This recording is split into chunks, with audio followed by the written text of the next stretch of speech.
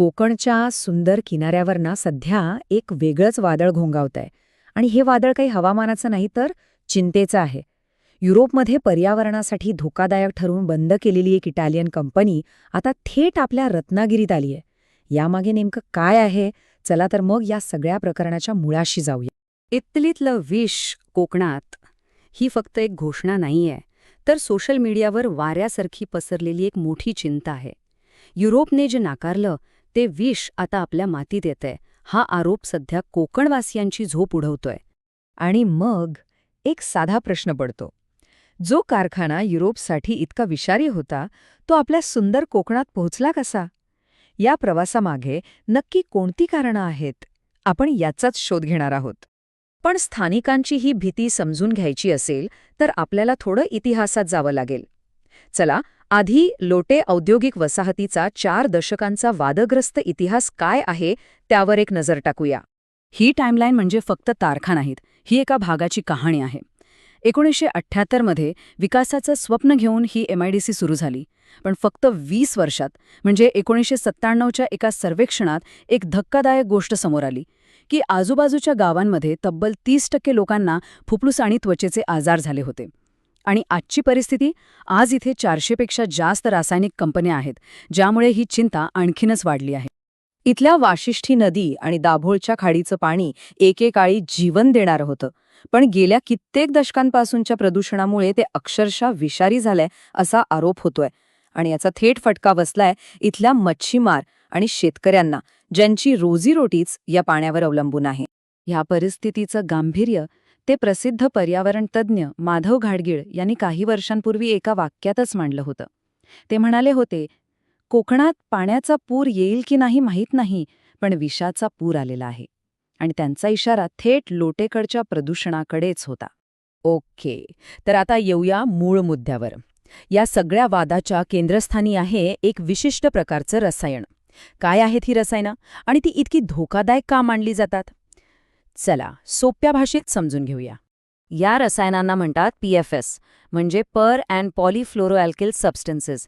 हा जवळपास 12,000 मानवनिर्मित रसायनांचा एक गट आहे.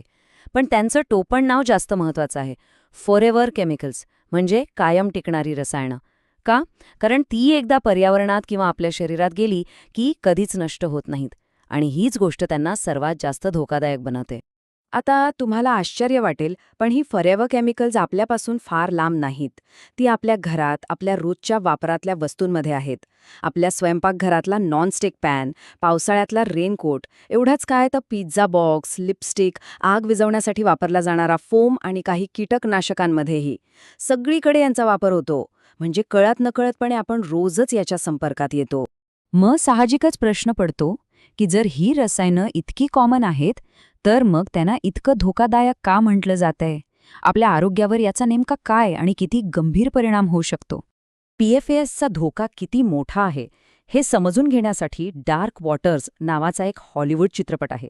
एका मोठ्या कंपनीने कसं वर्षानुवर्षे PFASमुळे होणारं प्रदूषण लपवलं आणि एका वकिलाने ते कसं जगासमोर आणलं, याची ही खरी गोष्ट आहे. यावरून या धोक्याची कल्पना आपल्याला येऊ शकते. हे फक्त दावे नाही, तर यामागे शास्त्रीय पुरावे आहेत. अमेरिकेत 69,000 लोकांवर एक मोठा अभ्यास झाला. त्यात काय समोर आले ते बघा. किडनी आणि टेस्टिक्युलर कॅन्सरचा धोका, थायरॉईडचे आजार, हाय कोलेस्ट्रॉल आणि एवढंच नाही तर प्रजनन शक्तीवरही गंभीर परिणाम होतो. सर्वात धक्कादायक म्हणजे यामुळे आपली रोगप्रतिकार शक्ती इतकी कमी होऊ शकते की लसींचाही प्रभाव कमी होतो. विचार करा, हा धोका किती मोठा आहे. आता एवढे गंभीर आरोप झाल्यावर साहजिकच कंपनी आणि सरकार यावर काय म्हणतंय, त्यांची बाजू काय आहे हे जाणून घेणंही महत्त्वाचं आहे. चला पाहूया. ह्या कारखान्याचा प्रवासच मोठा इंटरेस्टिंग आहे.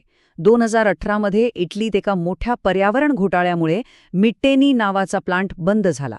2019मध्ये आपल्याकडच्या लक्ष्मी ऑर्गॅनिक्स या कंपनीने तो लिलावात विकत घेतला आणि 2023मध्ये 300 पेक्षा जास्त कंटेनर्समधून हीच मशिनरी थेट आपल्या लोटे MIDCमध्ये आली. म्हणजे युरोपने नाकारलेला कारखाना अशा प्रकारे भारतात पोचला. तर इथे 2 वेगवेगळ्या बाजू समोर येत आहेत. एकीकडे स्थानिकांचा सरळ आरोप आहे की कंपनी धोकादायक PFS रसायनं बनवत आहे. दुसरीकडे कंपनी सूत्रांचं म्हणणं आहे की उत्पादन सुरू आहे, पण ते कमी क्षमतेने आणि निर्माण होणारा कचरा तळोजाला पाठवला जातोय. राज्याच्या उद्योगमंत्र्यांनी तर एक वेगळाच दावा केलाय.